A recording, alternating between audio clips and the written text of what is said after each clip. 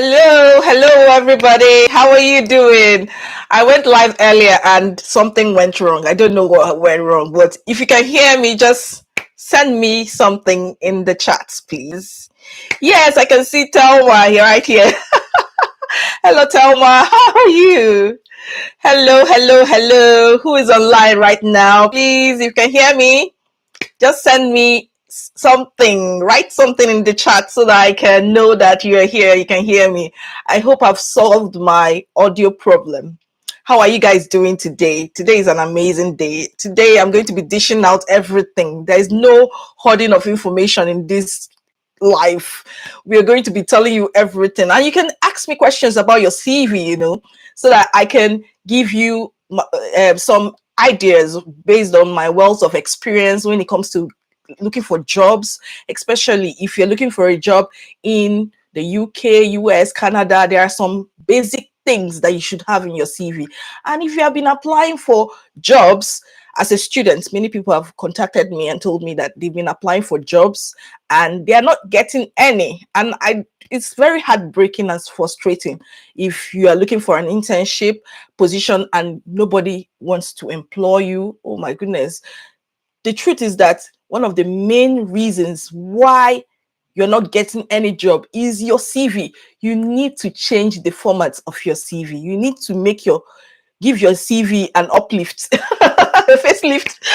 Hello. Who is there? Can you hear me? Am I audible? Do I need to sort my audio? Hello. If anybody can hear me, please send me a text, a chat, a heart, a like, thumbs up. Today is going to be an amazing day because we are going to be sorting out everything CV. If you follow everything I've said today, you are going to be prepared, well prepared. Now, there are two things I really want to provide. If you don't take home anything today, one of the things is that I'm going to be providing a list of software. Hey, yes, I'm happy to hear that. Yeah, Thomas there. Yeah. Oh, good. So I'm going to be sending you some links so that you can upload your CV on that link. The computer will tell you whether your CV is ATS compliant or not. So I'm going to be doing that. I'm also going to be providing you with a link two links for that one to check whether your CV is good enough. I'm also going to be providing you with another link that will help you scan your job description, that's with the job adverts, so that you will find out the keywords, and those keywords should reflect on your CV. So that is how the UK system works. Sometimes it's very difficult for you to find out the keywords, try and put it in here. It's hard. You can let a computer do it for you. That is what we make it easier. Use an AI or software to do it for you, and that is one key thing I feel we should tap into in this era of technology. Not too much stress. So another thing is that I'm going to be talking about the different sections in your CV, what you should do, what you should not do, do's and don'ts.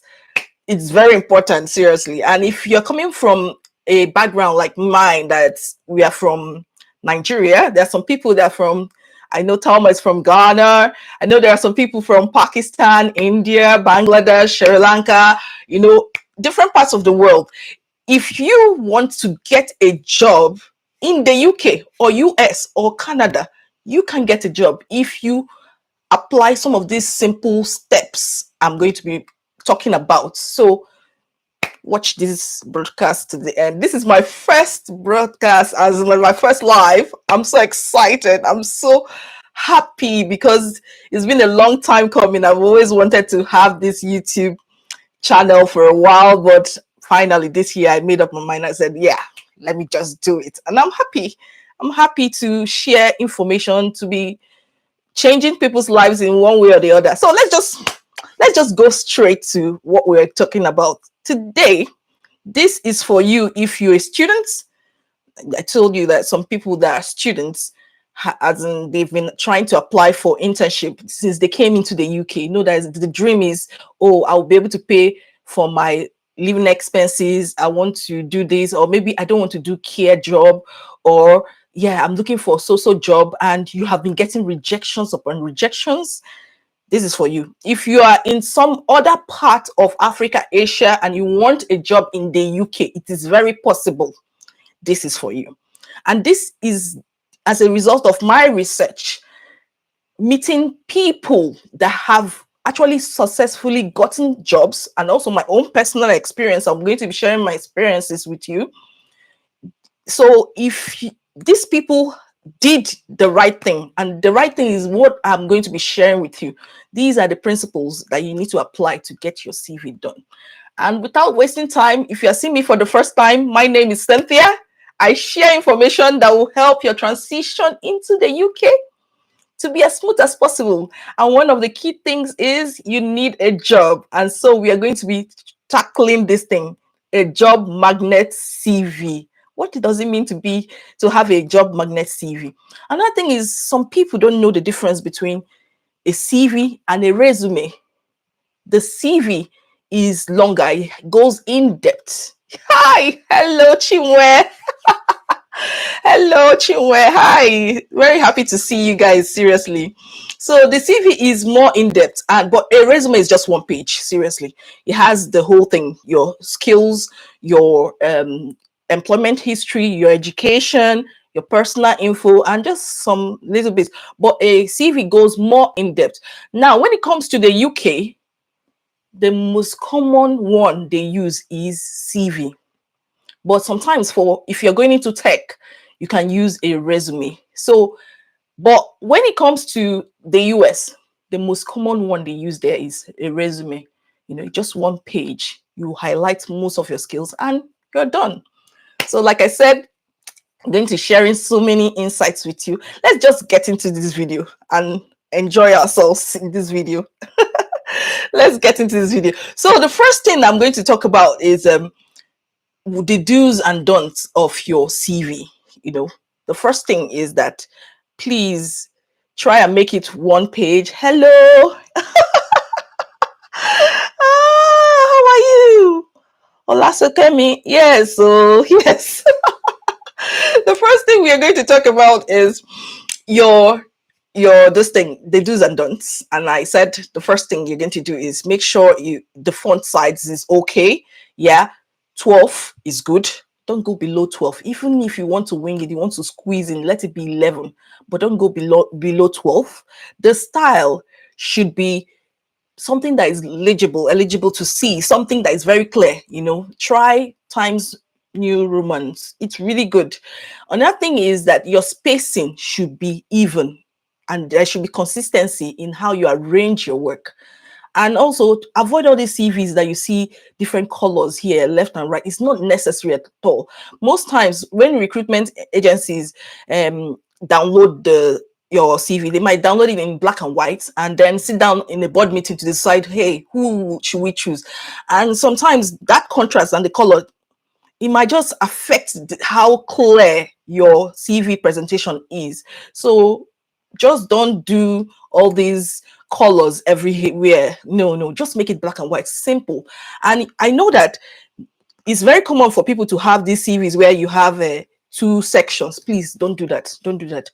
Do the simple one, black and white. Don't have two sections. It's not always advisable and it might not work out for you. So just avoid that. Another thing is, like I said, if you are, maybe you've done two jobs, two roles, you know, there are cases where your employment history should come first before your education. And that is when you have many years of experience. I'm talking about maybe up to above two roles, you know, stuff like that. But if you're a fresh graduate and you just don't have much experience, just put your education first before your this thing work history. Of course, you tap into some internship or IT positions that you did, industrial training. That's what we called it back in my home country. IT, what you do while you're a student. In the UK, it's called internship. And also don't confuse it too. In the UK, they call fresh, that's if you're a fresh graduate, they call that job opportunity in an internship. So if you just finished your master's and you want a job, if they say it's an internship position, don't think that it's only for students. It can also be for fresh graduates. So that's something to consider. Another thing is that when you have prepared this and you're ready to go, as in when you have checked these things and you are sure that this is everything is eligible, and this now is about the structure. How do you arrange it? And the first section is your personal details. Now, that place, I have been editing CVs for a very long time. For a very long time, I'm going to be listing some of the things that many of us do that is not right. The only things you should have there are your name, your email, your phone number, and your address, as well as maybe if you are a software developer or you're in technical, you're going for a technical role, you can just have your GitHub. You know, it's very important. If you're a software developer and you don't have GitHub, please just you're not ready. You're not ready for a job. And if you're in research or maybe a teaching position or something like that, then you can have your ResearchGate link or any link that shows all your publications or how active you are in science. That's good. Now, things you shouldn't have. If you've been watching my life, I've always been telling people the things they should not have there. Please, there are 9 protected characteristics that you shouldn't have due to data protection, and so that somebody will not discriminate against you. You shouldn't have gender, religion, nationality, marital status. There are just a lot of them anyway. There are about 9 of them. Sexual orientation, stuff like that. Just don't put it there. Don't put it there. And for those of you that used to have email addresses where there is Cynthia with love, you know what I mean. You have email addresses that are very cute. Oh my goodness. Please don't put it there. Don't put it there, because if you put such a thing there, they will say you're not serious. You're not a professional. Yes, oh, yes, Thelma, yes. So don't put all those something forever, beautiful princess at gmail.com. Don't try it. Don't try it. Don't do it. Don't put it there. Just put something that is very simple, that has your name, maybe underscore your surname, or has your name dot your surname, or both of them together, joined together. That it shows you're serious, you know, and that is it. And also, when it comes to your address, because of data protection, I'm going to be releasing a secret here. I don't really care right now. I'm going to say it the way it is. See, don't put your house number. Don't put your house. It's not very important for you to put your house number. If they want to contact you, they'll contact you through email or your phone number. Don't put your house number. You can just put your street name, maybe your postcode, and your country. Now, for many of us that are Nigerians, this is a serious problem. You know our challenges and the bias with Nigerians. I know it doesn't mean.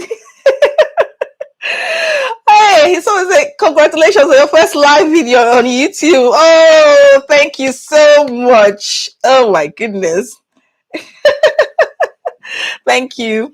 So when it comes to that, I always say sometimes don't even put your country. Sometimes don't put your country in that first one, as in put your state or maybe city or stuff like that. If you feel it's going to cause a bit of bias, because the most important thing I want for you and the dream I have for you is for you to break through the AI firewall. That's the main problem. I bet you, if you have been receiving rejections in less than 2 weeks of sending an application or submitting an application, no human being has seen that CV, and it's heartbreaking. And that is not what you want. You know, when nobody has seen your CV, it's just a computer somewhere trashing it and moving it to the side. No, no, no, no, no, no. That is not what we want. So that is why I said, when it comes to your, you know, your personal, the personal details you have there, you just try and eliminate some things that will cause bias, and because you just want a human being to see you and say, okay, come for an interview, I'm interested in you. Then after your personal details, the next thing you need is your technical skills. That's the way the world has turned now. Everything has changed. Before, it wasn't like this before, but because of the influx of so many job opportunities and the fact that employers just need skills, they just need someone that has the job, that has the skills they need, that will do the job. So that is the first one you have there, your technical skills.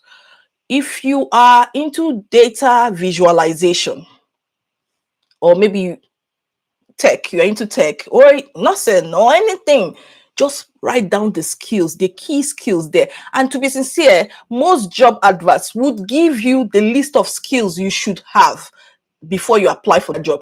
Make sure they reflect on that area. That's your technical skill. Okay, another thing is that I jumped one particular part, which is your professional summary. That one is important. Sometimes it's very important. That's after your personal details, your professional summary. I know some people call it objectives. There's been this argument among some employers and hiring managers whether they should call it objectives or not. But the most widely accepted name, even in America and Canada, is professional summary.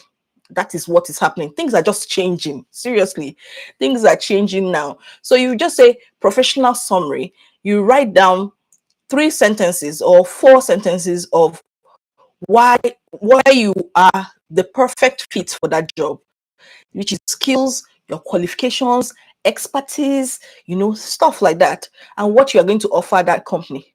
So, for example, you can say, I'm a passionate maybe financial analyst with 15 years experience doing this thing. I have so skills, where I solve so auditing problems, stuff like that, bringing profit to the organization or something like that. Just write something that makes you stand out. If you have achieved something that is exceptional, just put it there, because it's the first thing that they'll read, and when they read it, they'll say, okay, let's just consider this person or not. Another thing about that area is also an aspect that you have an opportunity to get a key, as in keywords, the keywords that are in the job advert. I told you I was going to share a link with you. A link, it's a resume keyword scanner. What it's going to do is scan your resume and scan the job advert, and then know whether there is percentage match. That is how the ATS system works. Now, the ATS, applicant tracking system for employers, work in such a way that it says, okay, I have so amount of hours. I have, as in, you have, that is the employer. Sorry.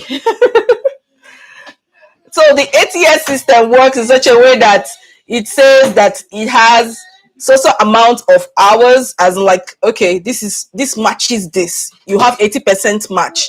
And sometimes you tell the system that if it's not up to 80%, they will just kick you out, something like that. So that's why your keywords should match. Sometimes it will say 80 or 90%. So you have to try your best to make sure the keywords reflect from the job advert, reflects on your, on your CV. Okay, now that we have covered the professional statement, we have gone into technical skills. Like I told you, that's also another aspect. If they say the responsibilities include MS Excel or Microsoft Word or Microsoft Office or something like that, just make sure you put those key details there. If they say data visualization, Tableau, Jira, make sure you write it down there. If they say software development, programming skills or coding skills, maybe they're asking for Java and all those things, then do it. If they say database mining, SQL, make sure you reflect it there. It's very important. So after that aspect of your technical skills and soft skills, if possible, that's when we now go into the main area, which is your work history or employment history. That's what some people call it. And with the employment history, it's very important that you also reflect some of the things that they are looking for. They want someone that has experience. So you have to be reflecting. So if you're in a particular role and that role is not how will I put it? That role is not is rigid, as in it's you do a lot of things. You do 250 tasks. You don't need to put the 250 tasks. Just put the one that is concerns the employer. That is what you are going to put there. And the way you will arrange that employment this thing is, of course, the most current one first, then keep going down like that. That's how we do it. And the first one that you're going to put is just your job role at the company or the organization. So I can say I'm a presenter at Cynthia Academy, something like that, Then I write the duration, maybe from 2022 till date or something like to current date, something like that. And then you would now have to put your bullet points. And this is the most important aspect. Please don't this part is very important when you are articulating the different tasks you have been involved with in that current job or opportunity you are in, or that job you are in. It's very important that you put the action and benefit, or action and outcome, or accomplishments. That is how they write jobs responsibilities right now. It's things have been keep changing. So when we talk about action words, it could be maybe accomplished, participated, created, developed, organized, recorded. I don't know. You can write all these things. If it is healthcare, I think we call skills. Okay, it is called skills. Okay. Yeah. When in healthcare, there are some skills that you have. Okay, let's just assume that it's that same thing as skills. Oh no, as in skills are the things you already have is innate. That's what you are bringing to the company. With your skills, you use it to solve problems. So that's the answer to that question. So tax is things that you need to do. That's different. You understand? Tasks are just things that you need to do, but skills are the things you already have within you. That's what you're offering to that job, and that is why I said technical skills. You put it on top.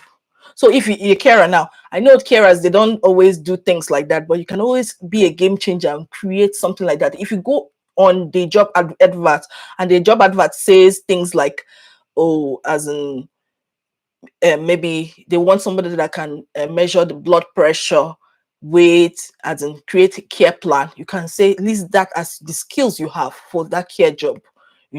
Just particular skills that you have, especially if you know how to monitor something, maybe blood tests, glucose, fasting blood sugar, stuff like that. You can put it in.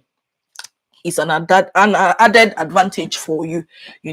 So when, like I said, when it comes to that area, which is the employment history, the employment history is very important that you have something like what will I say, as in like the bullet points there should be things that reflect an action word, your accomplishment, as well as what the outcome became, as in like the results.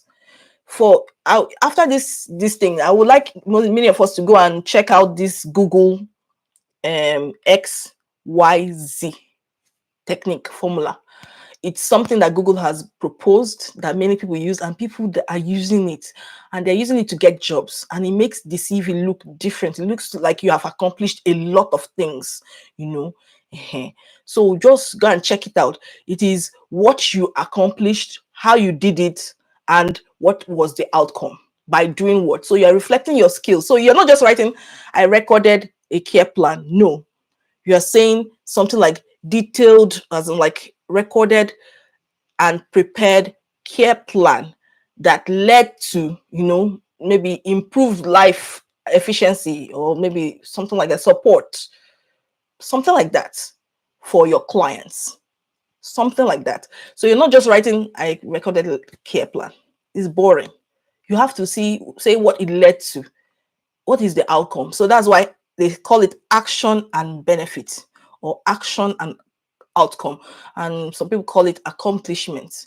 So maybe you say grew the revenue of SMEs. No, you grew the revenue of maybe small and medium enterprise. It's just too simple, and basic. You can just say grew the revenue of small and medium enterprises, which led to an increase of 10% in growth. And something, it makes it more, interesting for them. So that's the way the world has changed now. That's what we're experiencing right now. So that's how you do it. I won't mind if somebody joins me on this live. Do you know this is my first live, and I don't mind someone joining me. And even if it's not video, if it's an audio, that would be amazing. Let me just see if there's a place. Who wants to join? Who wants to join? I want to hear from you. Seriously, I really like us to interact. Let's know where you're coming from. What stage are you in this jackpot journey? They call it jackpot. Jackpot being going for a greener pasture. Maybe you're moving from one area to another for financial benefit, or maybe lifestyle benefit, or whatever it is. So just let me know. Tax is work history. Oh, okay. Okay. Oh, is work history. Oh, okay. She's responding. She was responding to, yeah, saying that tax is work history. Okay. That's under the work history. Those small things, that's the responsibilities or roles the things duties you did. They call it different things. It could be tax, the things you actually achieved. So those are the things that I am saying, that when you are listing it, you have to try your best to make it sound more professional, like you have achieved something. Of course you have, but maybe you're belittling what you achieved, but you write in such a way that it's like there is an outcome from what you have done. So that's what I'm talking about. So if it's called tax, that's good. I've learned something too.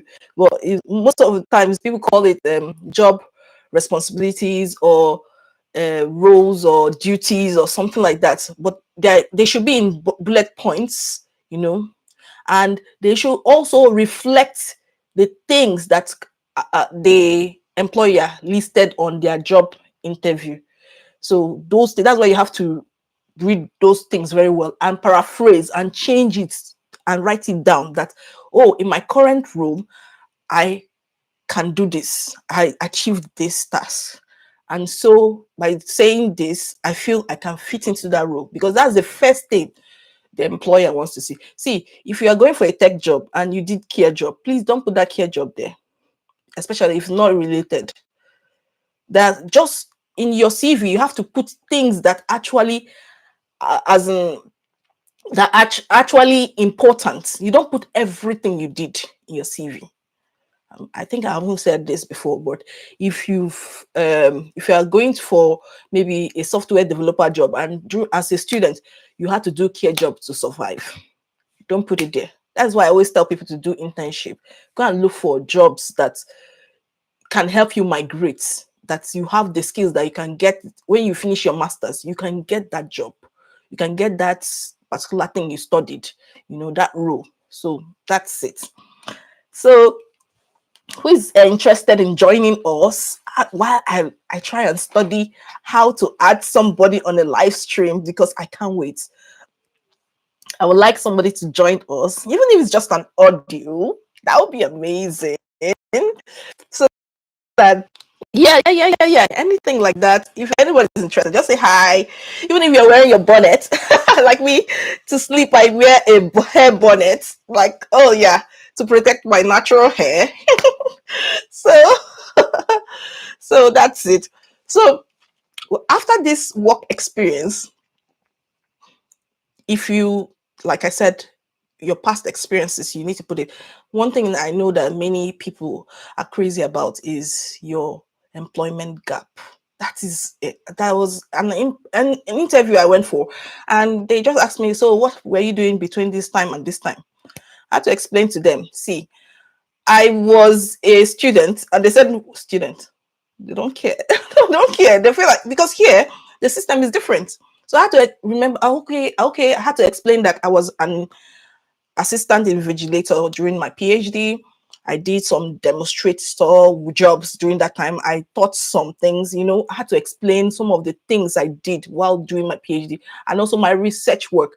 I was a research associate while doing my PhD. Then the person said, okay, okay. Because they don't believe that in the UK, they don't believe, even the US, they don't believe that you are studying, therefore you can't work. They don't believe in that. The culture is quite different. When I was in back home, yeah, and I was in uni, my father, I told my father I wanted to go and learn how to draw, so I would be drawing during sessions to get money, and he was like, nah. He didn't really support the idea of working. They feel it's a distraction. Though I did it during my undergrad. Yeah, I did making braiding hair. I love it because it gives you money. It's just easy money anywhere I go. I did draw portraits and cards, those days, which was really amazing. I really had so many clients that would bring me maybe their loved one's picture, and I will ask, okay, what is your this thing? As in, what football do they support? Is it Chelsea or Manchester? Then I'll choose a card and I'll craft it and stuff like that. So it was really an amazing time to get money. But that's what I'm trying to explain right here, that employment gaps have to be explained sometimes when it comes to UK CV writing. And it's very important that you do explain it sometimes. Or you can wait till the interview time before you can, if they ask you about it, you explain. But don't leave big gaps, 2 years of no work, no nothing, no studies, no nothing. It's somehow to your CV. Okay, like I was saying, when it comes to the work experiences, then we have the next one. I have something here so I don't forget the important part, which is education. That one is very important. Like, the way you can write it is, some people write the university they attended, and then they write the qualification or the degree they were awarded, and they write the year. Then some people stop there. But I would advise that you put your grade. That's, if you have made a 2-1, good. If you made a first class, write it there. If you made a 2-2, write second class upper, full stop. Don't, you mustn't tell them whether it's as in whether it's upper or lower. You understand? Just write second class lower. Second class division. But, or you don't write anything. Yes. Okay. Yeah, I said, all right, you're on the right track. You can give it the heading skills and training. Okay. So you just write second class. You can decide not to write anything, any grade there. It's fine. Nobody is going to say, oh, something is wrong with you, or stuff like that. Nothing like that. Just write it. But depending on the job you're going for, sometimes you might have to, and if you are a fresh graduate, you might have to write some of the models. Some people do that. Some of the models are related to the job you're going for. Maybe you don't have many work experiences, maybe you've not worked in many places. You can write some modules that you were taught in that master's or bachelor's that actually is related to the job you're going for. Some people do that. Another thing is that when you write your bachelor's or maybe master's in view, then your bachelor's, you can decide to not write your secondary school, because if you put an age to your secondary school, it can age you. If you have heard of something they call ageism, ageism is when somebody judges you before, without seeing you, just by seeing your CV, and say, oh, this person was born 1970 something or 19. No, she won't follow others. Stuff like that. It does happen. So, or the person wouldn't be able to fit in, or stuff like that. It does exist, to be sincere. It does exist. So sometimes people advise you not to put the year you completed your secondary school or high school. Don't put it there, and nobody will just come after you and say, hey, why didn't you put it there? Because the idea about a CV is to put your best foot forward and to have the opportunity to be called to come for an interview. Then when you go for that interview, kill it. Go there and kill it. What I mean by kill it is that go for the interview and answer all their questions. You've prepared yourself properly for the interview. Answer all their questions, you know, give them what they want to hear, and excel. You will get that job. That is the most important thing. That is why I'm also creating this small mini workshop, so that the most important thing is that you get your CV. You get your CV in and let it cross the ATS system. Very important that it crosses the AI firewall. And once an employer sees your work, he can now call you to come for an interview. And when you go there, please kill it. Excel, that's what it is. Yeah. So another thing that, apart from education, another thing that people can have is, let me just look here to be sure. Oh, and I said, make sure your models are relevant to the job. Very important aspects. So I don't miss this word. See, if you're going to apply for, maybe got your degree from Africa or Asia, make sure you include that it is equivalent to a UK standard bachelor's or equivalent to a UK standard master's degree. Very important. For example, my degree is bachelor's in technology. Someone might be confused by that, but it's always good for you to add that it is equivalent to a UK standard bachelor's degree. Very important that you put something like that. Then if you're applying to Canada or the US, they use WES evaluation, WES. Go and check it out.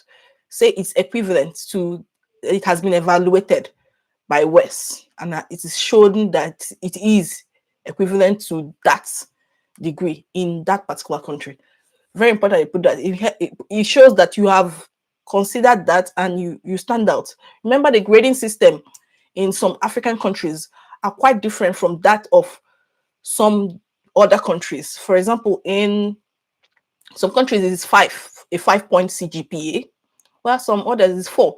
And when you say you have 3.7, the person might be confused and wonder whether it's really on a 4-point scale. Are you still sound? Stuff like that. So that's something I wanted to throw in. Yeah, I'm so happy I looked here and checked that one out. Another issue is, please, anybody that is brave enough to join me on my first live, I just want someone to come on here, while I also figure out how to add someone here. Join me. I just want to see someone's face. Join me on my first live. Is it possible? Another thing is, can I add somebody? This is just a relaxed session. I really want to get to know you guys. So another thing is, if you are in any place, any country you are in, or any part of the world you are in, just tell me in the chats where you are. For example, I'm in the UK. This is Cynthia. I'm in the UK. Please just write something in the chats, please. Please. Write something down there. Tell me, where are you? Where are you watching this from? I want to know where you are.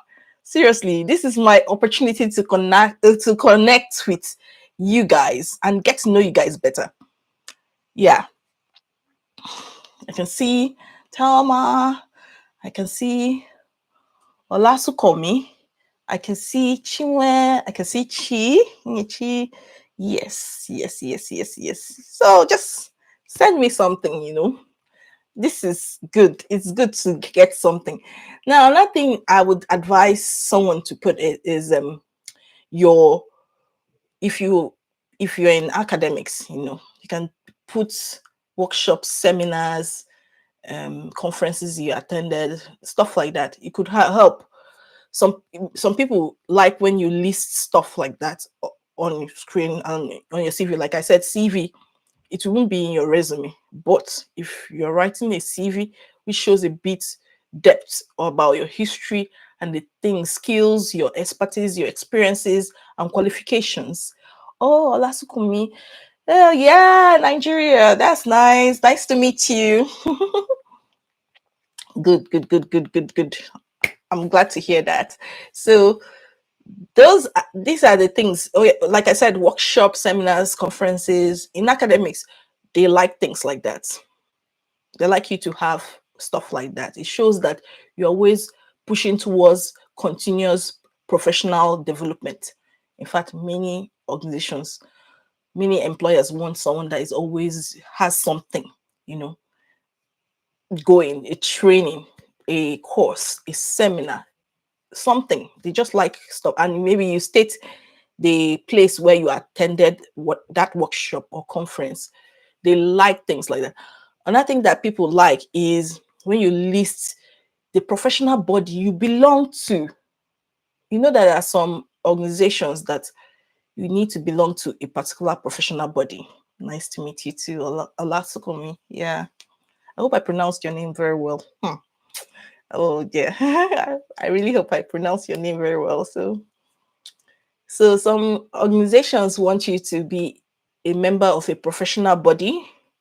What it means is that if you're an accountant, it means that you have to be maybe have ACCA or ICANN or something like that. Just something that shows that you're part of a body of accountants. That's yes, they like such things, even when it involves strict licensing, and sometimes it doesn't involve licensing. They like things like that. So it's always good to reflect such a thing in your CV. If you're a nurse in the UK,